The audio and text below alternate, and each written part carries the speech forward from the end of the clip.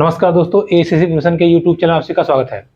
दोस्तों हम लोग सीटेट 2023 के ईवीएस अर्थात पर्यावरण के बारे में अध्ययन कर रहे थे, जिसमें हम लोगों ने ईवीएस का जो पेडागोजी है अर्थात शिक्षा शास्त्र उसके बारे में अध्ययन कर लिया था।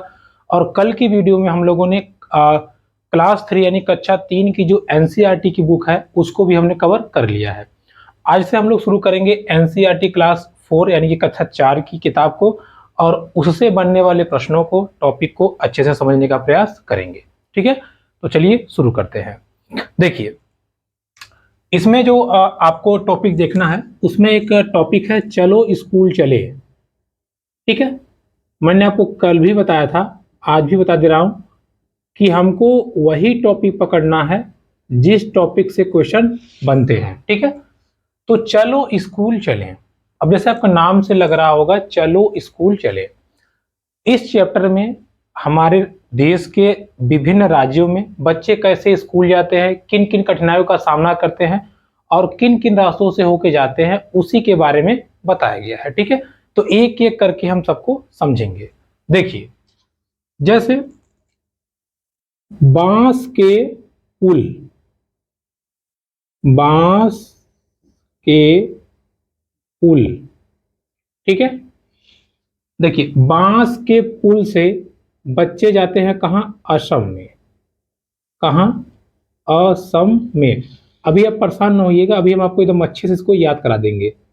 एक हाथ में वो क्या लेते हैं? अपनी बुक को लेते हैं, किताब को, और एक हाथ से क्या पकड़ते हैं? बांस की डंडी पकड़ते हुए वो स्कूल जाते हैं। ठीक है, अर्थात जैसे अब असम में आपको मैंने कल की वीडियो में बताया था कि वहां बारिश होती है, वर्षा होती है, तो पुल जो बनाया जाता है, बांस का पुल बनाया जाता है। बच्चे एक हाथ में पुस्तक ले लेंगे, एक हाथ से बांस पकड़ते पकड़ते ऐसे ऐसे क्रॉस कर जाते हैं। ठीक है, समझाएंगे भी हम। तो एक हाथ में किताब लेके तथा एक हाथ से बांस को पकड़ते हुए किस राज्य में बच्चे स्कूल जाते हैं? असम में। ठीक, दूसरा देखिए, बांस के पुल के बाद में आपका है वल्लम।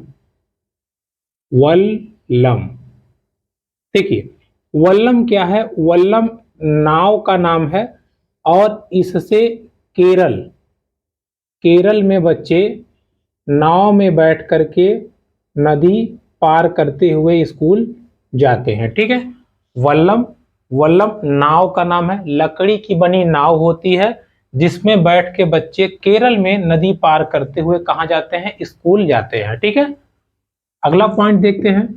परेशान ना हो, ये भी सब याद करवाएंगे ट्रिक से। देखिए, अगला पॉइंट है आपका केरल के बाद में अगला पॉइंट आपका है राजस्थान। ठीक है, राजस्थान।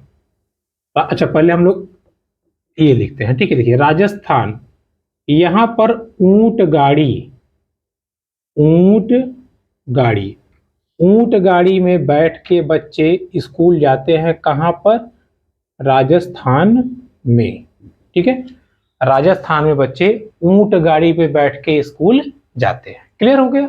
देखिए, अगला पॉइंट आपको लिखा है ट्रॉली। देखिए, ट्रॉली से बच्चे कहाँ स्कूल जाते हैं? लद्दाख में। लद्दाख में एक ट्रॉली में 3 से 4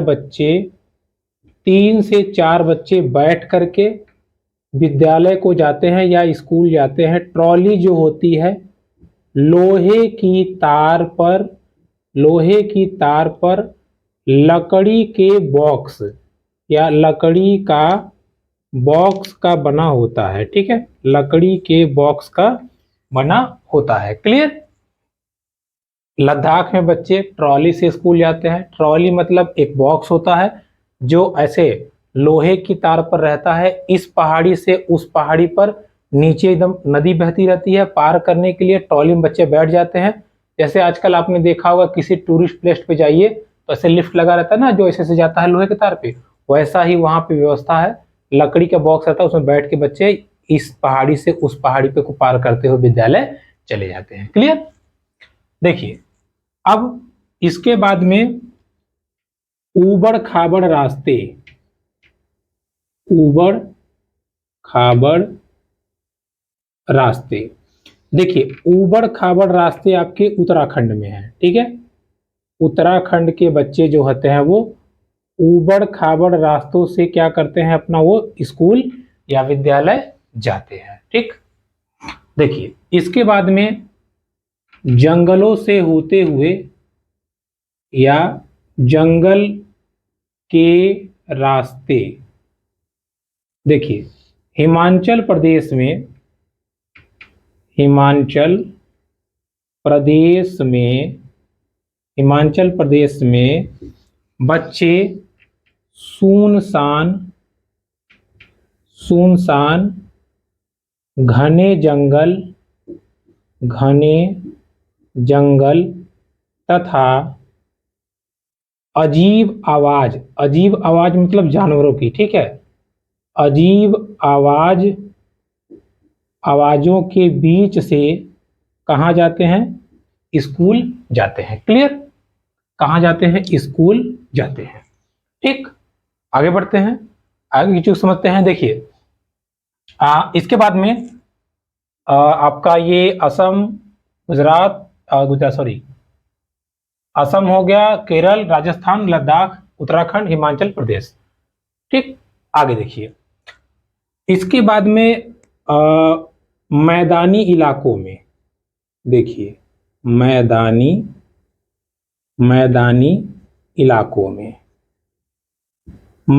इलाकों में बच्चे जो स्कूल जाते हैं वो बैलगाड़ी में बैठ के जाते हैं। ये तो सिंपल है, आप आराम से बता सकते हैं, कहाँ, मैदानी इलाकों में बैलगाड़ी से स्कूल जाते हैं, ठीक। बर्फीले रास्तों पर, बर्फ के रास्ते पर, ये उत्तर की पहाड़ी मतलब जैसे हिमालय वाला हो गया, वहां पर उत्तर की पहाड़ी पर बच्चे बर्फीले रास्ते से एक दूसरे का हाथ पकड़ते हुए जाते हैं ताकि बच्चे फिसल ना जाएं। क्लियर, आगे देखिए साइकिल से स्कूल,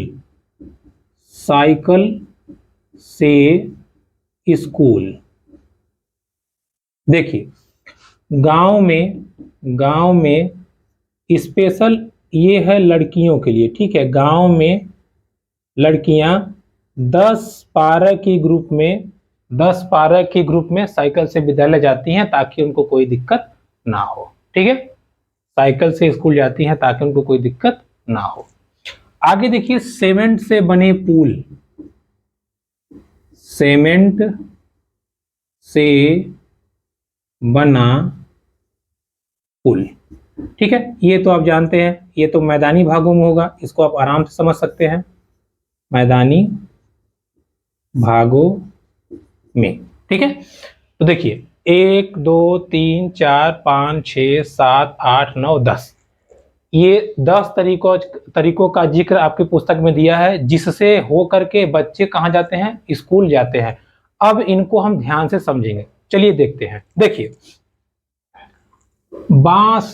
बांस में देखिए आस छुपा है, आस ना, तो बांस के पुल कहाँ होते हैं, असम में बहुत ज्यादा वर्षा होती है, इसलिए बच्चे एक हाथ में किताब और एक हाथ से बांस को पकड़ते हुए पुल को क्रॉस कर जाते हैं और विद्यालय चले जाते हैं। क्लियर हुआ।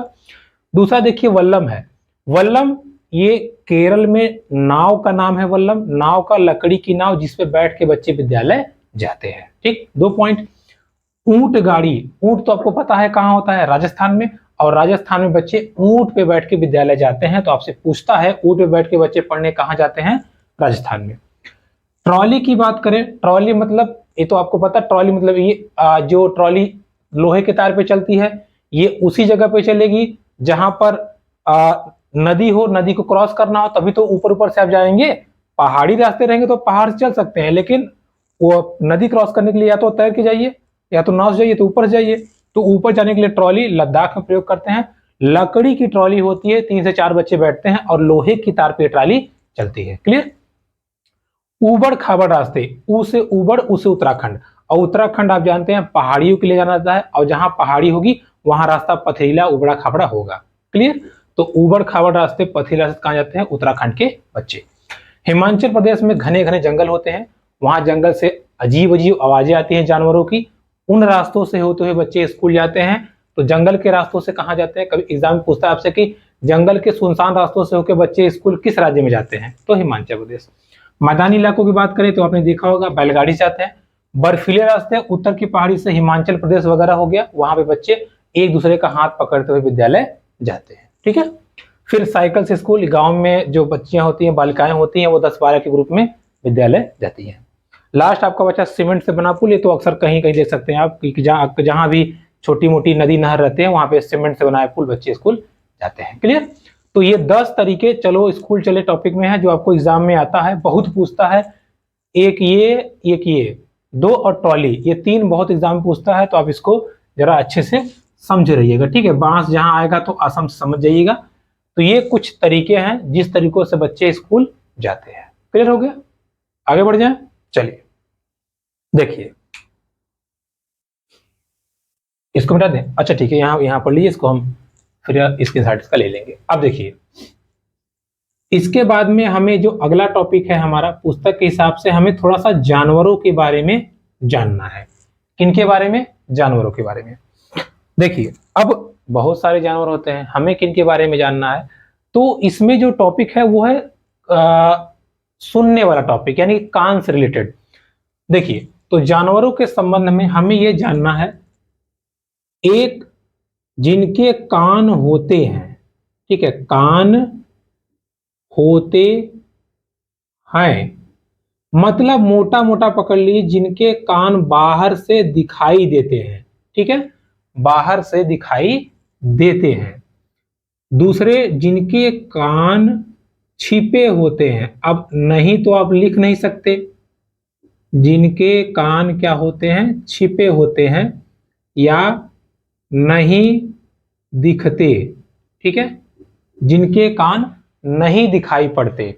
तो जानवरों को कान के आधार पर 2 भागों में बांटा गया, एक जिनके कान दिखाई पड़ते हैं, दूसरे जिनके कान दिखाई नहीं पड़ते।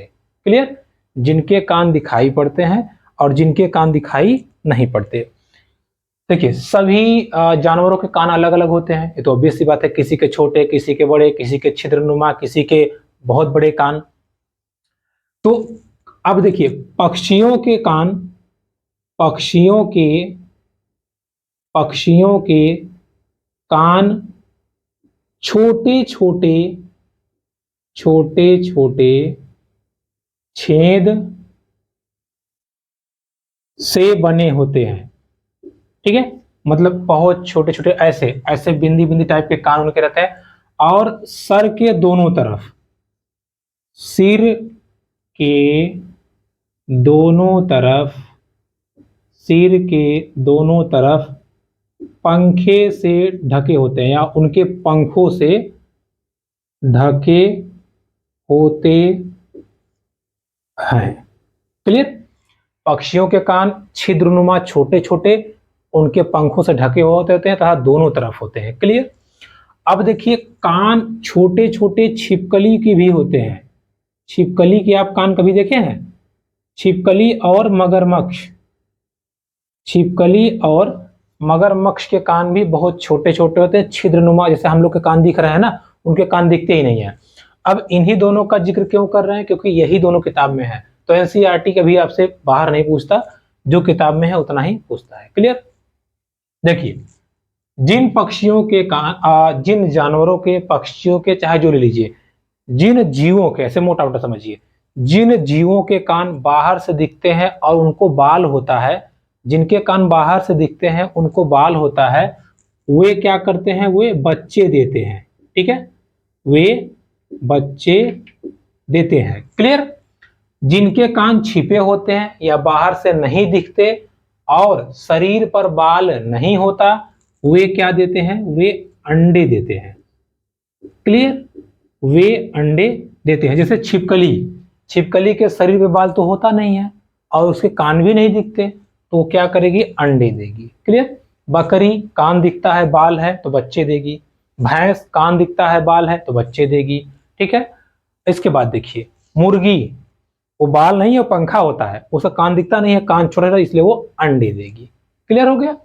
तो आपसे पूछता है, जैसे कोई जीव दे के पूछ लेगा, कि ये बच्चे देगा या अंडे देगा, तो आप आराम से कर सकते हैं। इसमें कूट पूछता है, कूट मतलब 3-4 ऑप्शन दे देगा, कहेगा कि मिलान कीजिए। पक्षियों के कान बड़े होते हैं, छोटे होते हैं, छिद्रनुमा हो सकते हैं। जिन पक्षियों के या जानवरों के कान बड़े बड़े होते हैं वे बच्चे देते हैं, और जिनके कान छोटे होते हैं या छिद्रनुमा होते हैं वे अंडे देते हैं। तो आपसे कहेगा मिलान कीजिए फर्स्ट का सेकंड, ऐसे करके देगा, तो आप वहां से कर सकते हैं। ठीक है, तो सभी टॉपिक क्लियर रहेगा तभी आप इसको कर पाएंगे। क्लियर। इसमें छोटा सा एक टॉपिक और आया है, हमारे राष्ट्रीय पशु के बारे में पूछा गया है।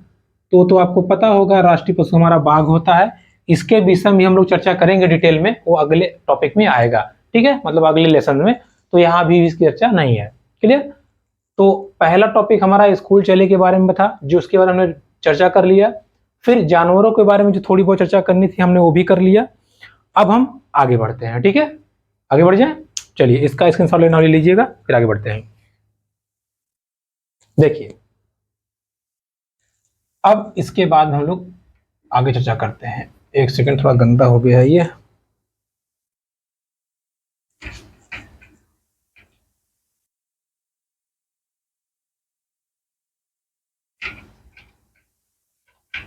फिर हम लोग आगे चर्चा करते हैं।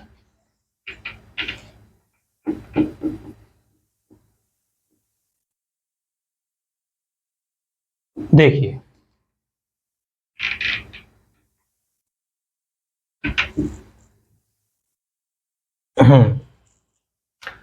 अब देखिए जानवरों की चर्चा हो रही थी, तो अब हमें जानना है हाथी के बारे में। ठीक है, थोड़ा सा मार्कर गड़बड़ चल रहा है, शायद ये सूखा नहीं है अभी।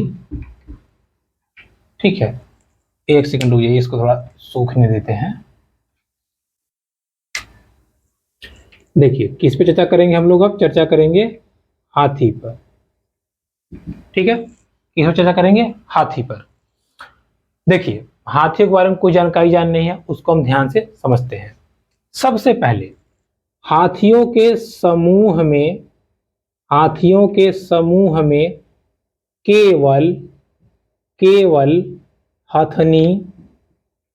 हथनियां, ठीक है, मतलब फीमेल, केवल हथनियां प्लस बच्चे होते हैं। केवल हथनियां प्लस बच्चे होते हैं, यानी कि इसमें मर्द नहीं होते, मेल हाथी इसमें नहीं होते। आगे देखिए, हाथी 100 किलोग्राम पत्ते व झाड़ियां खा लेते हैं।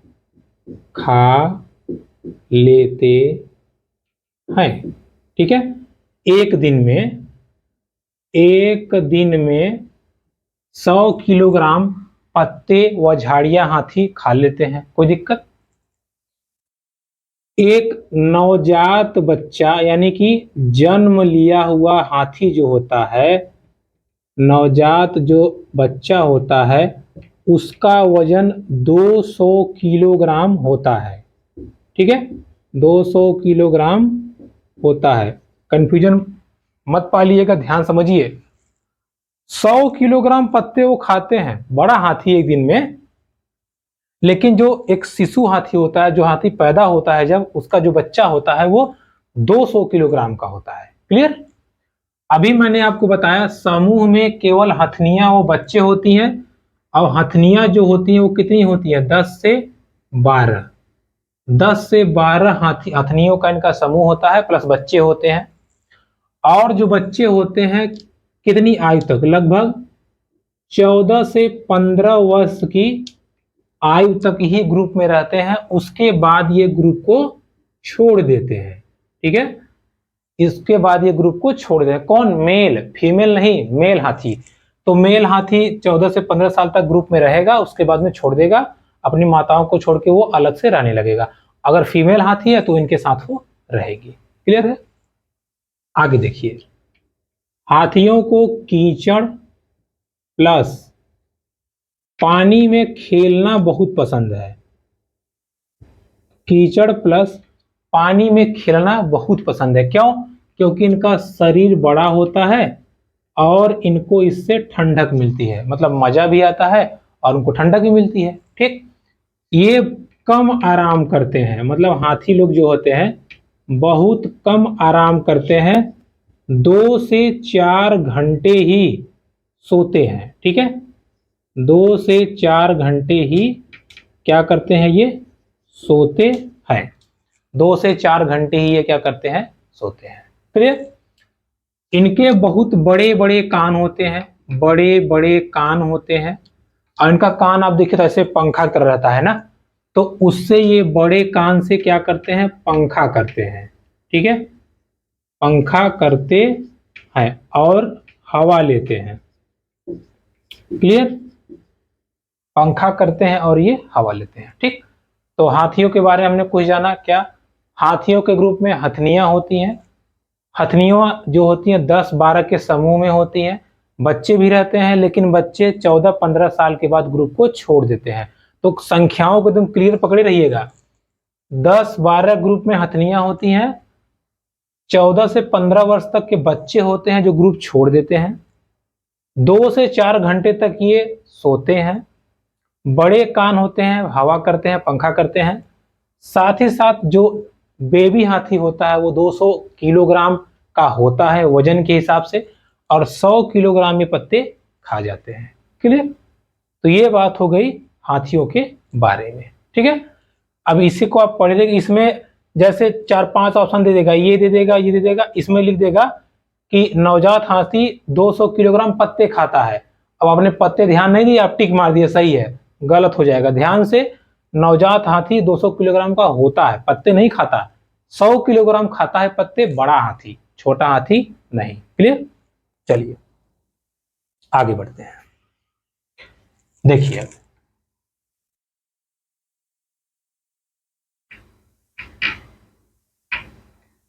ठीक है, ये टॉपिक क्लियर हो गया हाथियों के बारे में। चलिए आगे बढ़ते हैं। देखिए, अब अगला जो टॉपिक है वो टॉपिक है अमृता देवी। अब हम इनके बारे में चर्चा करेंगे। देखिए, अमृता देवी थी कहाँ की, ये थी राजस्थान में एक जगह है जोधपुर, और ये बिश्नोई प्रजाति की या बिश्नोई जाति की थी। ठीक है, जैसे भाई सबकी जात होती है ना, ब्राह्मण क्षत्रिय शूद्र, वैसे वैसे ये बिश्नोई जाति की थी। अब देखिए ये इतनी महान क्यों थी। अमृता देवी जब अपने गांव में थी तो इनके गांव में खेजड़ी पेड़ बहुत फेमस था।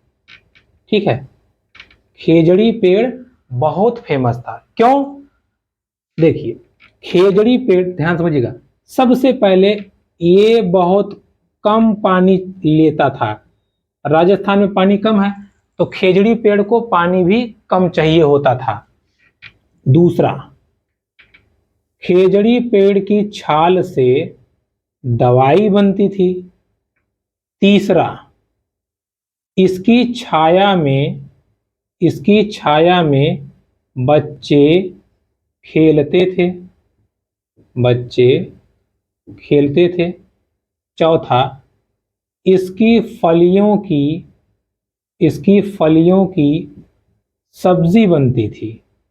ठीक है, इसकी फलियों की सब्जी बनती थी। पांचवा, इसकी लकड़ी में कीड़े नहीं लगते थे। ठीक है, कीड़े नहीं पड़ते थे। ठीक है, सोचिए, एक खेजड़ी वृक्ष है और खासियत कितनी है। पहला, उसको कम पानी चाहिए, उसकी छाल की दवाई बनती है, उसकी छाया में बच्चे खेलते हैं, साथ ही साथ उसकी फलियों की सब्जी भी बनती है, और लकड़ी में कीड़े नहीं लगते। इतनी खासियत थी। लेकिन बात क्या हुआ कि राजस्थान के जो राजा थे उन्होंने कहा खेजड़ी वृक्ष को कटवा दिया जाए या काट लिया जाए। जब काटने के लोग सिपाही पहुंचे तो अमृता देवी खेजड़ी वृक्ष से क्या हुई, लिपट गई, और प्लस इनकी बच्चियां या इनकी बेटियां भी क्या हुई, लिपट गई। ठीक है, जैसे गांव के लोगों ने देखा तो 300 लोग और आके लिपट गए। ठीक, लेकिन सैनिकों ने देखा नहीं, इन सब को मार दिया या इनको अपनी जान देनी पड़ी। ठीक है, सोचिए, अमृता देवी प्लस उनकी बेटियां, 300 लोगों की जान चली गई पेड़ों को बचाने के लिए। यहाँ तो लोग पेड़ों की जान ले लेते हैं। ठीक, ये बात जब राजा को पता चली उसको बहुत पछतावा हुआ और उसने कहा आज के बाद खेजड़ी वृक्ष नहीं काटा जाएगा। और तभी से ये प्रथा चली आ रही है। आज भी बिश्नोई प्रजाति खेजड़ी वृक्षों की रक्षा करते हैं। क्लियर, बात क्लियर हो गई आपको? तो देखिए, मोटा मोटा आपने समझ लिया कि आज से 300-400 साल पहले राजस्थान के जोधपुर जगह पर बिश्नोई प्रजाति की अमृता देवी ने खेजड़ी वृक्ष की रक्षा करते हुए अपनी जान गंवा दी थी। साथ ही साथ उनकी बेटियों की जान चली गई और 300 लोगों की। लेकिन उनका यह बलिदान व्यर्थ नहीं गया। राजा ने खेजड़ी वृक्ष को काटने के बजाय उसको सुरक्षित करने के प्रावधान बना दिए। और खेजड़ी वृक्ष की विशेषता ये थी कि इसको कम पानी चाहिए, प्लस छाल की दवाई बनती थी, छाया में बच्चे खेलते थे, फलियों की सब्जी, और लास्ट में था इसकी लकड़ी में कीड़े नहीं लगते थे। ठीक है, ध्यान रहेगा। आगे एक चीज और इसमें था कि इसकी पत्तियों को जानवर खाते भी थे। सोचिए, जानवर खाते थे तो सोचिए एक खेजड़ी का पेड़ कितनी सारी खासियतें हैं। देखिए, इसको कम पानी चाहिए, इसके छाल की दवा बनती है, प्लस छाया में बच्चे खेलते हैं, फलियों की सब्जी बनती थी, लकड़ी में कीड़े नहीं लगते थे, पत्ती जानवर खाते थे। इतना बहुमूल्य पेड़ है तो कोई कैसे गंवा दे। इसीलिए अमृता देवी ने आंदोलन चलाया, उनकी जान चली गई, उनकी बेटियों की चली गई, प्लस 300 लोगों की जान चली गई, जिससे राजा को बहुत पछतावा हुआ और राजा ने अपना कानून वापस ले लिया तथा खेजड़ी वृक्ष को सुरक्षा प्रदान की। ठीक है, इसलिए अमृता देवी को जाना जाता है और ये एक बिश्नोई प्रजाति की महिला थी। क्लियर हो गया? चलिए आगे बढ़ते हैं।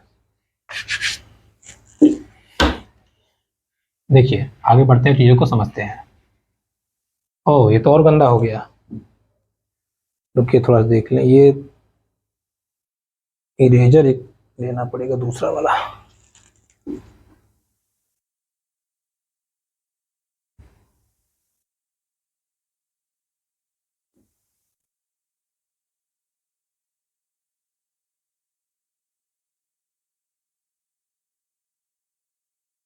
ठीक है, देखिए अब हम इसको समझते हैं।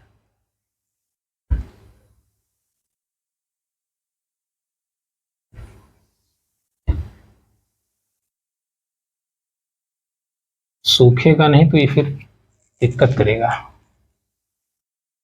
चलिए देखिए, अब अगला है, हमने अभी अमृता देवी के बारे में पढ़ा। अगला जो नाम है ये है अनीता, ठीक है, कुशवाहा।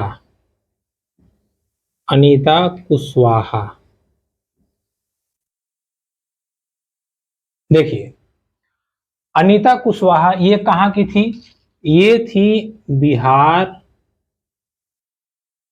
मुजफ्फरपुर।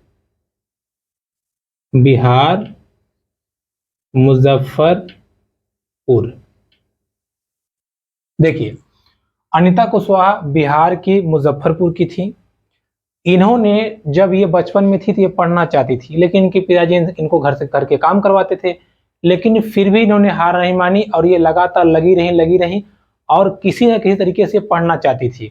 उसी समय बच्चों को पढ़ाने की बात भी की जा रही थी। ठीक है, तो इसमें जिक्र आया है RTE का। RTE 2009। RTE 2009 क्या कहता है कि 6 से 14 वर्ष के बॉयज प्लस गर्ल्स दोनों को, ठीक है, बालक और बालिकाओं को किसका अधिकार होगा? शिक्षा का अधिकार होगा। ठीक है, तो बिहार की मुजफ्फरपुर की जो अनीता कुशवाहा थी, उन्होंने अपनी पढ़ाई जैसे तैसे करके कंप्लीट की और कंप्लीट करने के बाद में उन्होंने जो ये साहस दिखाया या पढ़ाई के प्रति उनकी जो लगन थी, उसकी वजह से इनको एक नाम दिया गया। क्या नाम दिया गया? चमकता सितारा। चमकता सितारा या स्टार गर्ल। ठीक है, स्टार गर्ल। तो अनीता कुशवाहा को स्टार गर्ल भी कहा जाता है। साथ ही साथ ये बिहार मुजफ्फरपुर की थी अब इनको स्टार गर्ल क्यों कहा जाता है, ध्यान से समझिएगा। इन्होंने क्या किया पता है, इन्होंने मधुमक्खी पालन का कोर्स किया, ठीक है, मधुमक्खी पालन कोर्स इन्होंने कंप्लीट किया।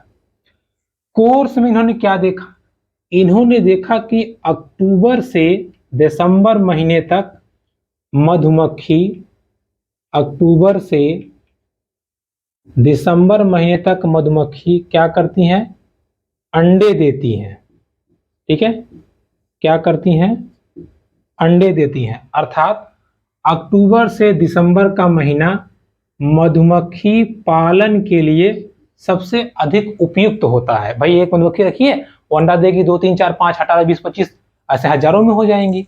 तो मधुमक्खी पालन करने का सबसे उचित समय क्या होता है, अक्टूबर से दिसंबर, ठीक है। और इन्होंने देखा मधुमक्खियों को लीची बहुत पसंद है, लीची का रस बहुत पसंद है, साथ ही साथ लीची जो है वो फरवरी में फलते हैं, ठीक है, या फरवरी में देखने को मिलते हैं। तो लीची रस मधुमक्खियों को बहुत पसंद है। भाई अगर मधुमक्खी पालन करनी है तो उसके लिए कुछ ना कुछ तो करना ही पड़ेगा, इनको खोजना पड़ेगा। तो जब ये कोर्स पूरा करके आई तो इन्होंने मधुमक्खी पालन के लिए, अपनी जीविका चलाने के लिए इन्होंने ये पालन किया। सोचिए, किसी और पे डिपेंड ना होते हुए इन्होंने मधुमक्खी पालन किया और लीची के रस को इन्होंने हथियार बनाया। जब लीची का रस न मिलता तो ये चीनी घोल के उनको पिलाती, और जब ये मधुमक्खियां पालन करते करते जब बड़ी हो गई, उनके छत्तों से शहद निकला, तब इन्होंने शहद को बेचने का प्लान बनाया। एक बॉक्स में 12 किलोग्राम, ठीक है, 12 केजी शहद आता था, ठीक है। तो उन्होंने एक बॉक्स लिया, उस बॉक्स में 12 किलो शहद आता था, वो शहद को बेचती थी, ठीक है। तो अनीता कुशवाहा कहाँ की थी, मुजफ्फरपुर बिहार की थी। इनको स्टार गर्ल कहा जाता है। इन्होंने मधुमक्खी पालन का कोर्स किया, जिसमें उनको पता चला, क्या पता चला, अक्टूबर से दिसंबर तक मधुमक्खी अंडे देती हैं, अर्थात पालन का सबसे उपयुक्त समय यही है। लीची रस उनको पसंद है, लीची फरवरी में अच्छे से होता है। एक बॉक्स में 12 किलोग्राम शहद देखने को मिलता है। क्लियर हो गया। देखिए, इसके बाद में इन्होंने एक चीज और ऑब्जर्व की। क्या ऑब्जर्व की, जैसे मान लीजिए ये क्या हो गया, ये मधुमक्खी का क्या हो गया, छत्ता हो गया, छत्ता। देखिए, छत्ते में रानी मधुमक्खी रहती है, प्लस ये क्या करती है, अंडे देती है, ठीक है। इन्होंने देखा कि छत्ते में रानी मधुमक्खी रहती है, अंडे देती है। छत्ते में कुछ मर्द होते हैं, ठीक है, यानी कि कुछ नर मक्खी होते हैं। क्लियर। नर मक्खी थोड़े ही मात्रा में होते हैं, ध्यान रखिएगा, ज्यादातर फीमेल होती हैं, ठीक। इसीलिए आपको पता होगा ना कि इसीलिए जब आप छत्ते को छेड़ते हैं तुरंत काटती हैं, क्योंकि औरतें बर्दाश्त नहीं करती, तुरंत काटेंगी फटाक से, ठीक। तो छत्ता जो होता है वो रानी मधुमक्खी का होता है, उसमें रहती है, अंडे देती है। कुछ नर मक्खी होते हैं, बाहर होते हैं। मधुमक्खियों का काम बटा होता है, जो रस ढूंढ के लाती हैं उन्हें क्या कहते हैं, मजदूर या कामगार, ठीक है, काम करने वाली मक्खियां। जब इनको शहद मिल जाता है तो ये एक विशेष प्रकार का नाच करती हैं, जिससे और मधुमक्खियां आ जाती हैं और रस को लेके चली जाती हैं, ठीक है। इसके बाद में कुछ सिपाही मक्खियां होती हैं। सिपाही जो क्या करती हैं, काट लेती हैं। अगर आपने छेड़छाड़ किया तो रगड़ देंगी आपको, ऐसा काटेंगी ना तो ऐठने लगेंगे, ठीक है। तो मधुमक्खी के छत्ते में एक रानी मधुमक्खी होती है जो अंडा देती है। कुछ सिपाही मधुमक्खी होती हैं जो उसकी सुरक्षा करती हैं छत्ते की, और कुछ मजदूर मक्खियां होती हैं जो क्या करती हैं, मजदूर मक्खियां क्या होती हैं, कामगार होती हैं, या बिल की सुरक्षा, बिल की देखभाल करती है। साथ ही साथ देखभाल नहीं कह सकते, मतलब वहां जो राशन पानी घटता है उसको लाती है। क्लियर।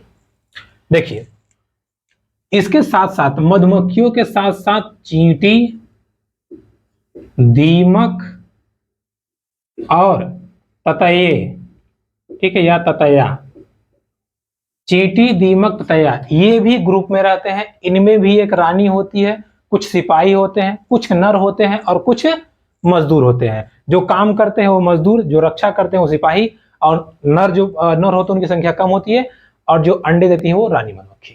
क्लियर हो गया? ठीक है दोस्तों, ये थी आज की हमारी क्लास 4 की पहली क्लास एनसीईआरटी। वीडियो पसंद आई तो प्लीज चैनल को like, comment, share and subscribe जरूर कीजिएगा। मिलते हैं आपसे अगली वीडियो में, तब तक के लिए नमस्कार।